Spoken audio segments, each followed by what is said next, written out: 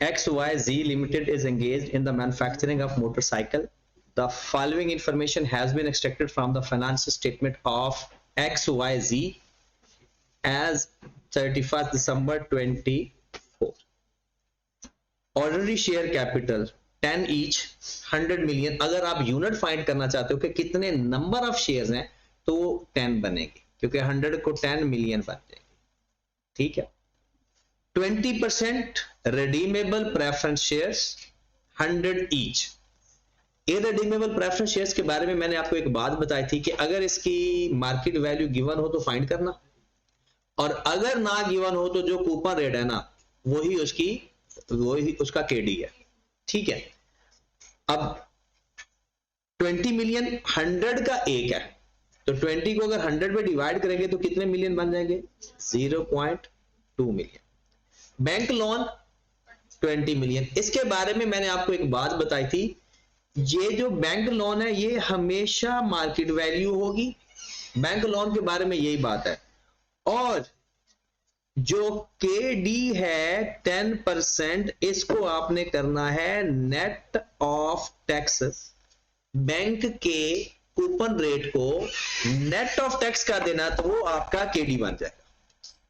ठीक है। ये बैंक के बारे में हमेशा इतनी ही बात है, जो गिवन है वैल्यू वो मार्केट वैल्यू है, पर यूनिट नहीं है, total market value, per unit नहीं है।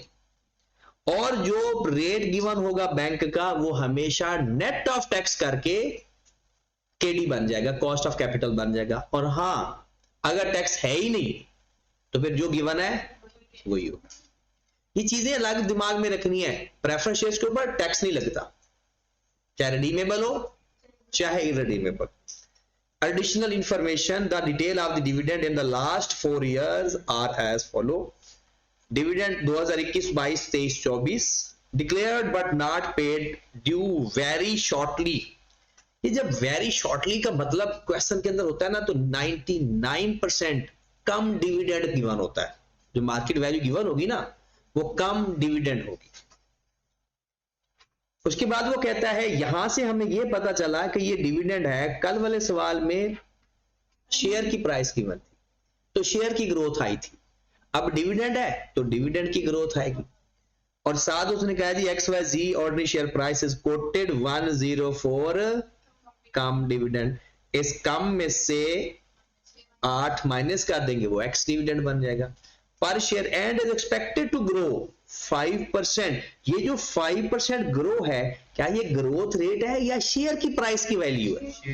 ये शेयर प्राइस है, ये जी नहीं है जो वहां इस्तेमाल होता है, वो डिविडेंड ग्रोथ है। क्या ये डिविडेंड ग्रोथ है या शेयर की प्राइस के ग्रोथ है? तो शेयर का प्राइस का ग्रोथ कन्वर्टेबल बॉन्ड के लिए चाहिए होता है, तो इस बात का पेपर में ख्याल रखना होता है। ठीक है। तो यहां पर हम बाद में अगर क्वेश्चन पूरा पढ़ लें। The preference share price is coated 200 पर शेयर। इसका मतलब है हम फाइंड कर लेंगे, और ये तो इधर ही फाइंड कर लेते हैं, K P is equal to 20% of 100 dividend आ जाएगा, क्योंकि फार्मूला क्या है? D over market value. D कितना है? 20% ऑफ 100, 20 ओवर 200 मल्टीप्लाइड बाय कितना आ गया? 10%। ये तो हमारा केपी तो आ गया, इसकी तो जान छूट गई। उसके बाद टैक्स रेट है 30%। टैक्स रेट कितना है? 30%। तो हमारे पास दूसरे लफ्जों में बैंक लोन का भी केडी आ गया, क्योंकि उसको सिर्फ क्या करना है, उसका 70% ले लेना, 10% का 70% ले लेना। और करंट इक्विटी बीटा इज 1.2। यहां तक इंफॉर्मेशन ओके है। यहां से जी फाइंड कर लेते हैं, ताकि जो चीजें हम फाइंड कर रहे थे वर्किंग करते जाते हैं। जी कैसे आएगा? 8/6 होल पावर 1/3 माइनस 1।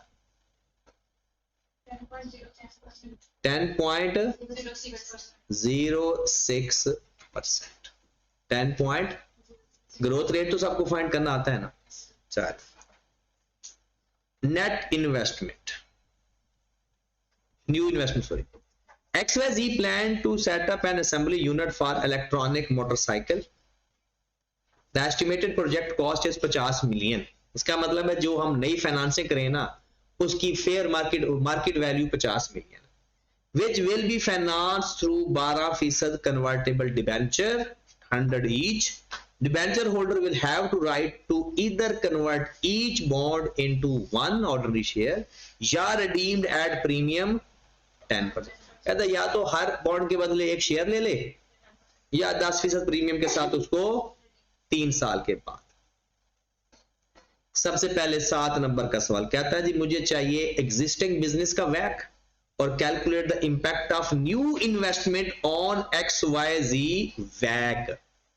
हम क्या करेंगे, पहले वैक फाइंड करेंगे और अगर वैक का आंसर ज्यादा आ गया तो हम कहेंगे कि जी वैक बढ़ गया है, मार्केट वैल्यू बिजनेस की कम हो जाएगी। और अगर वैक कम आ गया तो हम कहेंगे न्यू इन्वेस्टमेंट से वैक weighted average cost of capital कम हुई है और वैल्यू ऑफ द बिजनेस में इंक्रीज आएगा। बस ये लाइन लिखनी, ये फाइंड करके ना नहीं लिखोगे ना तो वो बैड इंप्रेशन पड़ता है। रिकमेंडेशन जरूर लिखनी होती है, जो उसने पूछा है वो जवाब जरूर देना। सर स्टार्ट करते हैं, पहले करंट वैक फाइंड कर लें। पेपर में कोशिश किया करो जो प्रेजेंटेशन आप सोचते हो कि पेपर में करनी है तो वो अभी भी वही प्रैक्टिस किया करो। तो एक्स वाई जी करंट वैक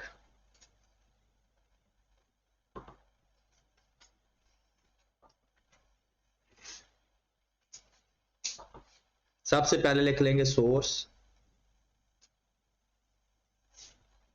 फिर लिखेंगे यूनिट्स इन मिलियन,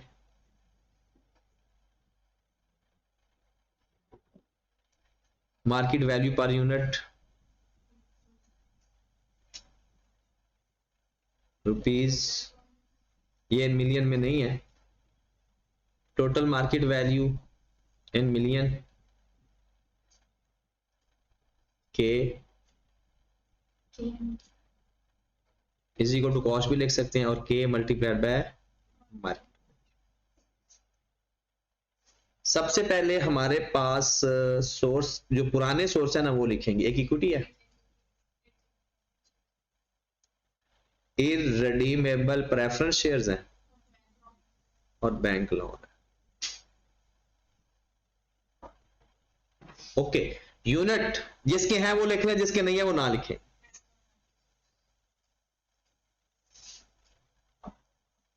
टेन है, 10 मिलियन और उसकी मार्केट वैल्यू कितनी है 96, मल्टीप्लाई करेंगे 960 के ही अभी फाइंड कर लेते हैं। इररिडीमेबल प्रेफरेंस शेयर्स का कितने नंबर थे 0.2, मार्केट वैल्यू कितनी है वो नीचे बताई हुई है, ये 40 मिलियन, उसका तो के भी बताया हुआ है, फाइंड कर लिया था हमने 10%। बैंक लोन ना कोई यूनिट वगैरह है नहीं, उसकी मार्केट वैल्यू जो गिवन है वही है 20 मिलियन और उसका जो केडी है वो 10% का जितना गिवन है नेट ऑफ टैक्स 70%, 10% का 70% कितना आ गया 7%। अब पीछे एक चीज रह गई, के ई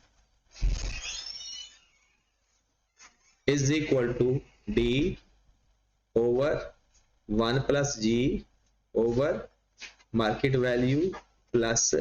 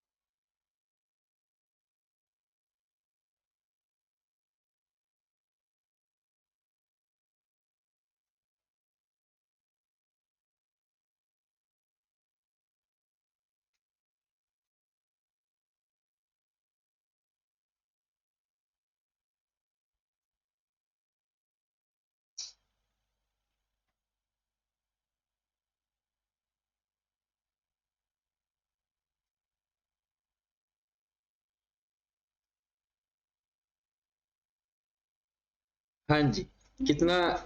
19 पॉइंट। अब ये 7 नंबर का था पेपर में, 19.23। मार्केट वैल्यू किसकी market value? Equity market value given थी 104 माइनस 8। 8 कम डिविडेंड है ना, तो डिविडेंड माइनस कर दिए। तो जो 5% ग्रो करी होगी फैक्टर 5% मार्केट वैल्यू ग्रो करेगी ना, तो बाद में करेगी ना कन्वर्टेबल बॉन्ड के लिए। वो कब की वैल्यू है? आज की वैल्यू तो उसकी 104 है ना, उसके बाद 5% ग्रो करेगी।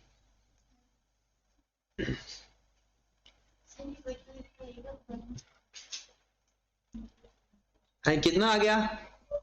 184.61 4 1.4। टोटल कितना आ गया? कितना? 190.0। किसकी? के ई की वर्किंग के लिए? हाँ, पर यूनिट लेते 1020। अब हमारे पास वैक आ जाएगा। फार्मूला लिखने के बाद आपने करना है समीशन के multiplied by market value over summation market value. और ये लिखना भी है कि के आप कहते हैं cost of capital, market MV market value, ये आपने लिखना है where K is equal this और एमवी इज इक्वल दिस। अगर टाइम नहीं है तो फिर चाहे डंडी मार लेना।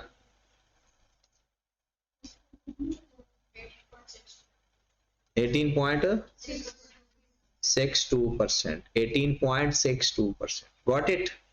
ओके, ये हमारा करंट वैक हो गया। अब हम चलते हैं न्यू प्रोजेक्ट के ऊपर। अच्छी बात यह है कि सिर्फ एक ही प्रोजेक्ट है।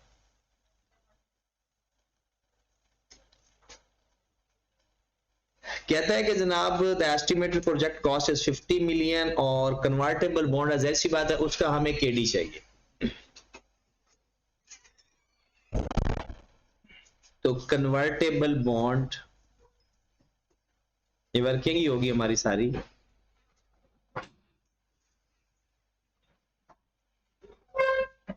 ईयर्स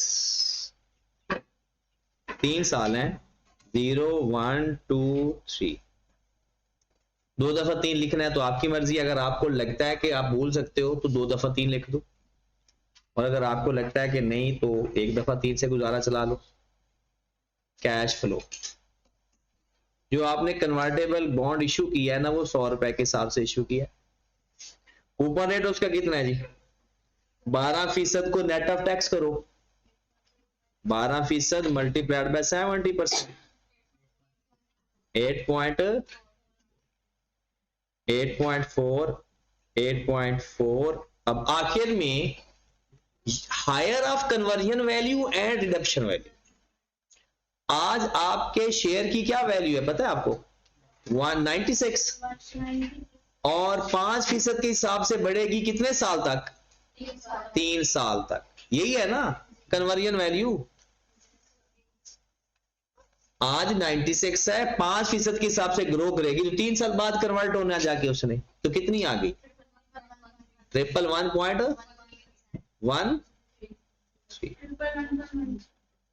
और रिडम्पशन वैल्यू 110 है। उसने क्या कहा है? 10% प्रीमियम पे रिडीम होना है, तो हमने कौन सी वैल्यू लेनी है? हायर। तो एक तो आपने यहां से 111.3 लेना है, 11.13 प्लस 8.4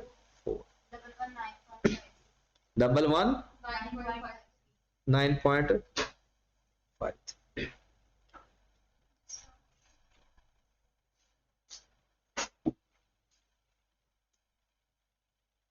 तो क्या लेंगे? Discount factor. कौन सा डिस्काउंट फैक्टर लेंगे? डिस्काउंट फैक्टर कौन सा लेंगे? कोई सा मर्जी ले लें। इसका अपना 12% है, 10% ले लें, कोई मसला नहीं। 1 0.909 0.826 0.75 present value, 100 negative as it is, 8.4 का 0.909 ले, 7.64, 6.94, 6.31,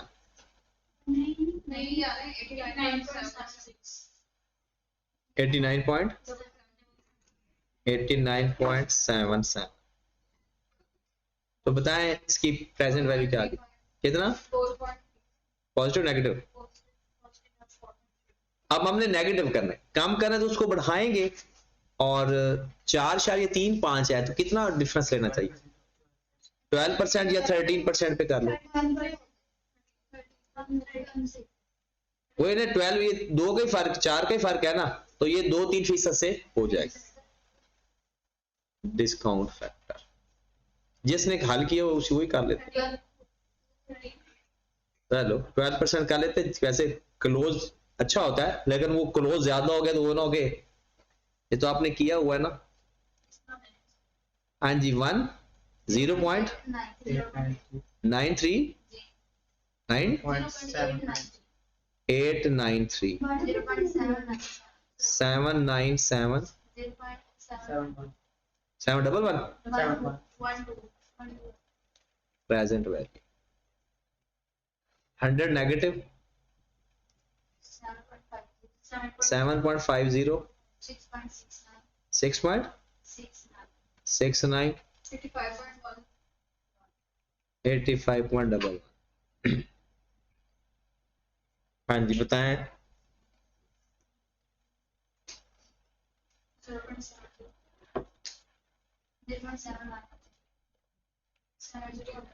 नेगेटिव, चलिए हमारा केडी आ गया, lower rate plus present value of lower rate over present value of lower rate minus minus plus multiplied by 0.12 minus 0.10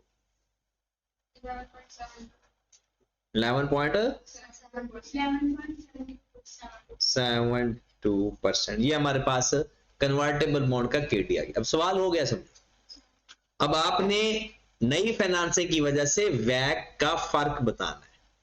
पिछली चीज के बारे में तो उसने कुछ बताया ही नहीं, वो as it is copy paste होगा। उसने ये नहीं कहा कोई बीटा चेंज हो गया या इक्विटी में मसला आ गया, कुछ भी नहीं बताया। तो ये तो जनती क्वेश्चन था। सोर्स, हाँ जी, सोर्स में क्या आएगा सबसे पहले, equity, irredeemable preference shares, bank loan और कन्वर्टेबल। अच्छा, अब हमें वो सारा कुछ लिखने की जरूरत नहीं है यूनिट वगैरह, क्योंकि हमें चीजें गिवन है वो डायरेक्ट लेते हैं। हम मार्केट वैल्यू लिख लेंगे, इसकी डायरेक्ट मार्केट वैल्यू उठा लो वहां से 960, इसकी डायरेक्ट मार्केट वैल्यू, बैंक की डायरेक्ट मार्केट वैल्यू 20, और इसकी मार्केट वैल्यू ये गिवन है। उसके बाद के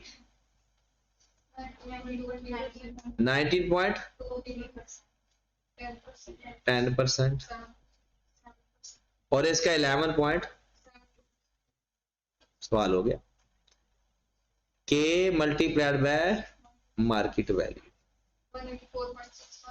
184.61 4 1.4 5.87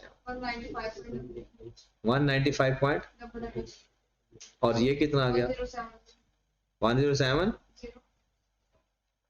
हाँ जी, रिवाइज्ड वैक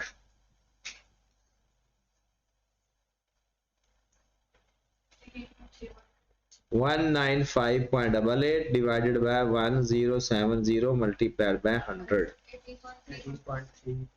18 पॉइंट, पहले कितना था, ज्यादा था कम था, ये कम है। उसने पूछा क्या इंपैक्ट पड़ेगा, तो ये जवाब नहीं है जो हमने फाइंड कर लिया, हम इंपैक्ट बताएंगे। Weighted average cost of capital reduce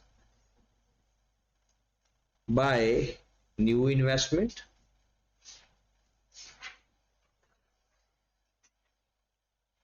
that increase the value of business.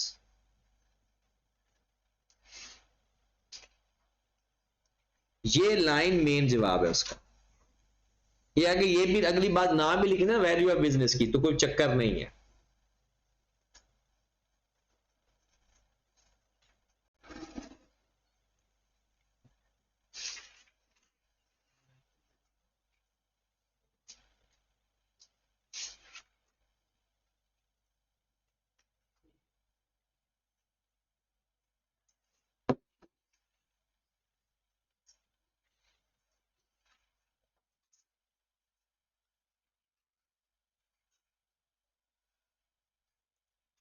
हाँ जी, नेक्स्ट क्वेश्चन की तरफ अगर हम चलते हैं।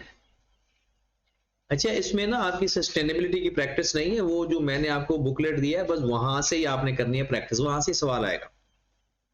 ठीक है, क्वेश्चन याद करने पड़ेंगे आपको, याद करो जैसे भी। यहाँ प्रैक्टिस नहीं है, सिर्फ एक ही प्रैक्टिस है, बस एक ही साल की। अब हम ये क्वेश्चन हमारे पास अटेम्प्ट आ रही है 24 की, 2024 की। इसमें हम ये देखते हैं कि कौन से क्वेश्चन इसके कवर हो चुके हैं। सबसे पहले पॉइंट नंबर क्वेश्चन नंबर 7 है जी। क्या लिखा हुआ? A company has recently paid 6 पर share which is expected to grow 9% per annum in the foreseeable future. The shareholder required an annual return 19% and the next annual dividend will be paid in 1 year's time. What would be the market value of each share? हमने क्या find करना है? Market value. और market value का formula क्या है अगर growth rate given हो तो?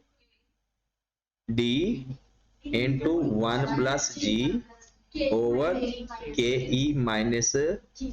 ये डायरेक्ट उसने इसकी एप्लीकेशन पूछ ली, पुट करेंगे आंसर आ जाएगा। दूसरे में वो क्या कह रहा है, ये इंटरेस्टिंग सवाल आया है, देखते हैं आप में से कोई कर भी पाता है या नहीं। वैक of a company is 12%, weighted average cost of capital कितने? 12%, और 50% of its share are held by the director, 50% director के शेयर्स हैं। इग्नोरिंग टैक्सेशन, टैक्सेशन नहीं है।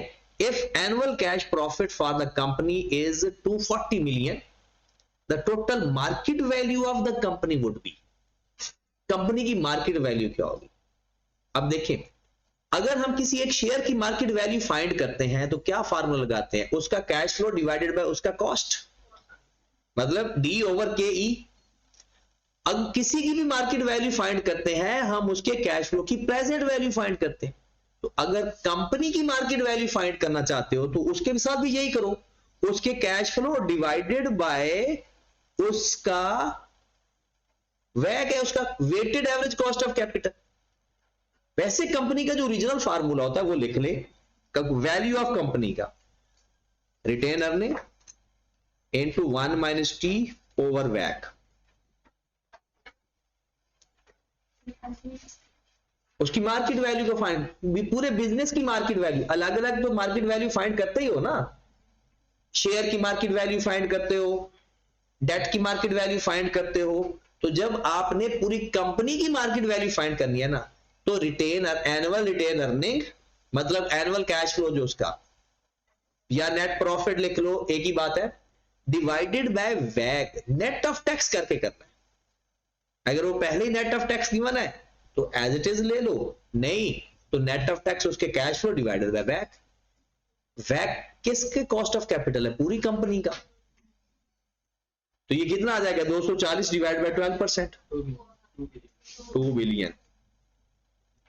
क्योंकि बाकी जो गिवन है वो 50%, अब वो बस ऐसे ही इतना ही था। ये 2 सवाल हो गए जी इस चैप्टर के। और ये भी क्वेश्चन इसका ही है, ये पढ़ना है हमने, ये पहले चैप्टर का इसका मुराबहा। ये 3 सवाल हो गए यहां से। ये भी इसका ही है, ये भी पढ़ेंगे हम, 4 सवाल हो गए। मतलब 10 में से और एंज ये भी इसी का ही है, 5 ही सवाल ज्यादा है इसके, टोटल 15 है। 15 में से 5 क्वेश्चन इनमें से थे, इन 2 चैप्टर में से, ठीक है। और फिर इसका सवाल भी होगा,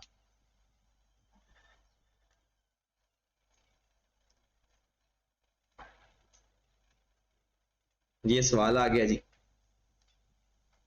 सिर्फ एजुमैक्स कंपनी है और 2 ऑप्शन गिवन है, और सवाल क्या है, using the weighted average cost of capital recommend which of the 2 financing option should be use for the 2। इसमें सबसे बड़ा जो मसला क्रिएट हुआ था ना, आई कैप ने जो बात बताई कि सवाल क्या पूछा गया है, using वैक recommend which of the 2 financing options should be used for the new plant। और बच्चों ने क्या गलती की, एग्जिस्टिंग वैक भी फाइंड किया और टाइम अपना जाया किया। क्या इसमें उसने कहीं कहा है कि एग्जिस्टिंग वैक फाइंड करो? उसने कहा 2 ऑप्शन है आपके पास और उस ऑप्शन में बेस्ट ऑप्शन बताओ, क्योंकि वैक के तरीके से फाइंड करना है, और 2 ऑप्शन उसने बताई है ये वाली। अब इन दोनों का वैक फाइंड करना है और जिसका वैक कम होगा वो बेस्ट ऑप्शन होगी। तो लोगों ने एग्जिस्टिंग वैक भी फाइंड किया, जो कि ऐसे अपना टाइम जाया किया, रिक्वायरमेंट में था ही नहीं। जो पूछता है वही जवाब देते, ये आपने कल के लिए करना है। 2024 के दोनों सवाल करने हैं, 2024 की मार्च अटेम्प्ट का भी और 2024 की स्प्रिंग अटेम्प्ट का भी। अच्छा, यहां पर अगर नेक्स्ट भी देखते हैं कि अगले सवाल के अंदर मैं एमसीक्यू सिर्फ बता दूं, बाकी तो सवाल आपने करके आने, फिर मैं डिस्कस करूंगा ताकि मैं आपको चीजें सिखा सकूं कि किस तरह से बेहतर कर सकते हो। यहां पर देखिएगा जरा, ये आपने मुझे बताना है, which 2 of the following can be used to estimate the cost of equity of a company। Which 2 of the following can be used to estimate cost of equity में क्या इस्तेमाल होता है? Gordon growth model, IRR, cost asset pricing model, weighted average cost of capital. Cost of equity find करने के लिए क्या चीज रेलिवेंट है? 2 चीजें, IRR internal rate of return है या नहीं? IRR तो सीधा सीधा उसके लिए है, डेट के लिए। Weighted average cost of capital तो पूरी कंपनी का होता है। तो इसका मतलब है गॉर्डन ग्रोथ मॉडल और कैपम, ये 2 ही तो फार्मूले, 3 ही तो फार्मूले हैं इसके, तो A और B। फिर वो कहते हैं 8वें के अंदर, विच of the following is correct recording bonus issue and right issue. Bonus issue क्या होता है भला? बगैर एसेट में इजाफा किए शेयर इशू करना। और राइट शेयर क्या होता है कि इजाफा होता है लेकिन थोड़ा कम जरूर होता है, लेकिन इजाफा होता है एसेट्स के अंदर। तो पहला कहता है bonus issue involve issuing of shares to existing shareholder. वो तो राइट शेयर्स होते हैं, बोनस शेयर्स के right shares issue to existing shareholder होते हैं, बोनस शेयर्स नहीं। बोनस शेयर क्या डेफिनेशन है? Without cash, without increasing the asset. फिर a bonus issue increase the company assets. ये बात सही है? गलत है। कैसे एसेट? इसकी तो एंट्री वाला क्या होती है? Retain earning to share capital. Asset वाली साइड में तो ये जा ही नहीं रहा। A bonus issue increase the number of share in circulation. ये बात ठीक है, नंबर ऑफ शेयर बढ़ते हैं। While right issue increase the company assets. ये बात भी ठीक है, क्योंकि एसेट्स तो बढ़ते ही बढ़ते हैं, क्योंकि राइट शेयर की जनरल एंट्री क्या? कैश डेबिट या bank debit, share capital, share premium credit. तो ये बात एक ठीक लग रही है। A bonus issue required purchase of additional shares at a discount while right shares are given at a premium. दोनों ही गलत बातें हैं। बोनस इशू 0 पे होता है, विदाउट कैश होता है, और राइट शेयर जरूरी नहीं कि डिस्काउंट पे, वो प्रीमियम पे भी हो सकता है, डिस्काउंट पे भी हो सकता है, पार पे भी हो सकता है, क्योंकि राइट शेयर नया शेयर इशू करने होते हैं। हाँ, मोस्टली ऐसा होता है कि लेस देन फेयर वैल्यू होता है, मार्केट वैल्यू से थोड़ा कम होता है, वैसे ओके होता है। अच्छा, ये मुझे सिर्फ आपने ये बताना है कि ये लाइन आपने कहीं पढ़ी है या नहीं. विच of the following is main objective of efficient capital structure. Efficient main objective क्या है कैपिटल स्ट्रक्चर का, यानी जो हम कॉस्ट ऑफ फाइनेंस पढ़ते हैं, सोर्स ऑफ फाइनेंस पढ़ते हैं, बेसिकली कॉस्ट कैपिटल ही है ना सारा. Maximizing short term funding, minimizing long term liabilities and maintain high liquidity. एक मकसद. maximizing equity, maximizing debt financing and ensuring high profitability. Minimizing equity, maximizing debt financing, reducing overall. Striking balance between equity and debt financing, ensuring adequate working capital and balance between short term and long term financing. ये तीनों objective of, जब हमने ये chapter शुरू किया था ना कि ऑब्जेक्टिव क्या होता है फाइनेंस का, वो यही होता है कि वर्किंग कैपिटल की रिक्वायरमेंट पूरी होती रहे, डेट और फाइनेंस बैलेंस रहे और शॉर्ट टर्म और लॉन्ग टर्म में भी बैलेंस रहे. ये तीन ऑब्जेक्टिव उसने लिखे एज इट इज, वो वहां शिफ्ट है. अच्छा सवाल देखते हैं कौन सही जवाब देगा. When shares are traded ex dividend, पता है ना एक्स डिविडेंड और कम डिविडेंड, प्राइस कौन सी कम होती है, कम डिविडेंड वाली प्राइस कम होती है या एक्स डिविडेंड वाली? एक्स डिविडेंड वाली कम होती है क्योंकि उसके अंदर डिविडेंड नहीं होता, और कम डिविडेंड के अंदर डिविडेंड. अच्छा, वो जो डिविडेंड होता है उसके अंदर, कम डिविडेंड के अंदर, उस राइट किसका होता है, पुराने का या नए का? पुराने का या नए का? पुराने का होता है. वो मार्केट वैल्यू के अंदर वही तो ले रहा होता है. वो एंटाइटल किसका होता है, वो राइट किसका होता है? जो वेरी शॉर्ट टाइम के अंदर डिविडेंड मिलना होता है ना, उसका जो राइट होता है वो पुराने का होता है. वो मार्केट वैल्यू के अंदर ऐड करके वो हमसे ले लेता है. वो क्या कहता है, which two statements accurately describe the situation. कहता है buyers of ex dividend price are entitled to receive the dividend. Buyer of shares at ex dividend price are entitled to receive the dividend upon selling their shares. वो कहता है buyers of shares at X dividend price are entitled to receive the dividend. कहता है वो entitle होता है, जो buyer होता है वो dividend receive करने का entitle होता है, नंबर वन. दूसरा, the X dividend share price reflect the anticipation of future dividend. X dividend share price reflect the anticipation of future dividend. ये बात सही है या गलत है? वो कम डिविडेंड में होती है फ्यूचर डिविडेंड. एक्स डिविडेंड में तो डिविडेंड होता ही नहीं है. एक्स डिविडेंड में डिविडेंड, कम डिविडेंड के अंदर डिविडेंड होता है जो वेरी शॉर्टली फ्यूचर का डिविडेंड बताया होता है. Buyer of shares at ex dividend price are not entitled to receive the upcoming dividend payment. ये बात गलत है, ये सही है? Buyer of shares at X dividend price are not entitled to receive the upcoming dividend payment.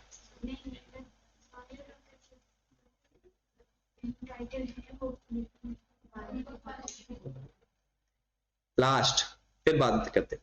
The X dividend share price is typically lower than when shares are traded cum dividend. X dividend share price is typically lower, तो ये lower ही होता है. और आपको क्या, यानी जो dividend जब हमने वो शेयर दे रहे होते हैं ना, वो जो उस वक्त का डिविडेंड करीब करीब का होता है ना, वो बायर एंटाइटल नहीं होता. वो कौन एंटाइटल होता है? जिसका पहले होता है.